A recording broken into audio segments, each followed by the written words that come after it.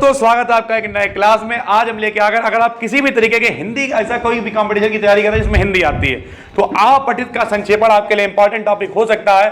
अगर आप चैनल पर देख रहे हैं तो सब्सक्राइब कर लीजिए। अगर आपने अभी तक हमारी ऐप को डाउनलोड नहीं किया तो डाउनलोड कीजिए, क्योंकि इन सभी टॉपिक की पीडीएफ वहां पर अच्छे तरीके से अवेलेबल है। आइए शुरू करते हैं।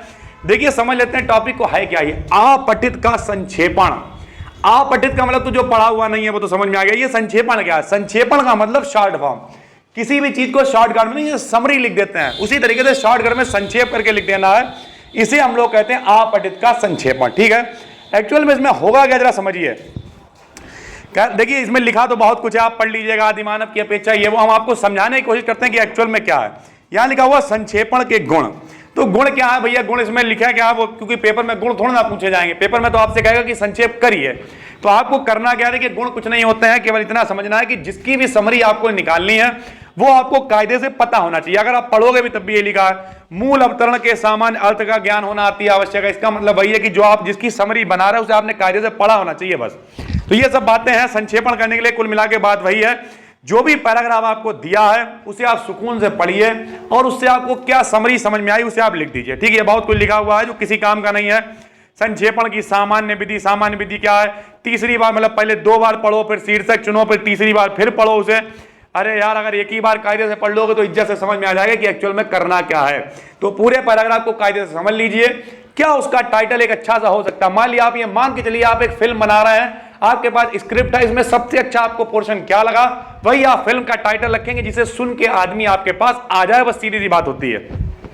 जैसे अगर आप वीडियो YouTube पे देख रहे हैं और थोड़ा बहुत YouTube के शौकीन है तो आपको पता है लोग थंबनेल पे क्या बनाते हैं। थंबनेल पे लिखते हैं मुझे मौत चाहिए। क्यों लिखते हैं? वो आदमी क्लिक करता है कि यार मुझे मौत चाहिए, क्या है? तो ये टाइटल है। अंदर जाके पता चलते हैं मौत और नहीं चाहिए, बस खाली कोशिश कर रही है सब। तो उसी तरीके से कुछ ऐसा टाइटल आपको लगाना है जो आदमी उसे पूरे शीर्षक को समझ जाए। ठीक है, तो यहाँ पे लिखा हुआ भाषा का सुधार होना चाहिए। आप तत्सम तद्भव जो भी शब्द होते हैं उनका इस्तेमाल अपने अकॉर्डिंग कर सकते हैं भाषा को सुधारने के लिए। कुछ ध्यान देने योग्य बातें भी यहाँ पे लिखी हुई हैं। और बाकी अब आ जाते हैं नीचे, देखिए जरा यहाँ पर। जैसे ये एक उदाहरण आपने 12th में पढ़ा होगा, कुसंग का ज्वर भयानक होता है।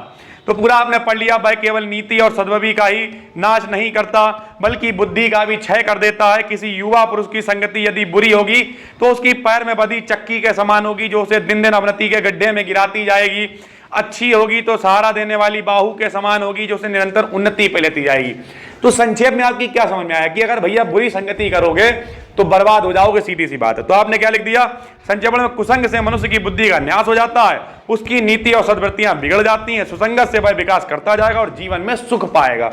जरूरी नहीं आप ऐसे ही लिखें, आप अपने हिसाब से लिख सकते हैं कि भैया अगर जो लोग बुरी संगति करते हैं, बुरी संगति करने वालों का नाश हो जाता है, जो लोग अच्छी संगति करते हैं उनका जीवन सुखमय हो जाता है। ठीक है भाई, तो इस तरीके से ये टॉपिक आपके पेपर में आता है। टॉपिक का नाम है अपठित का संक्षेपण। उम्मीद करते हैं आपको समझ में आ गया होगा। हम मिलते हैं आपसे एक और वीडियो में, तब तक के लिए जय हिंद।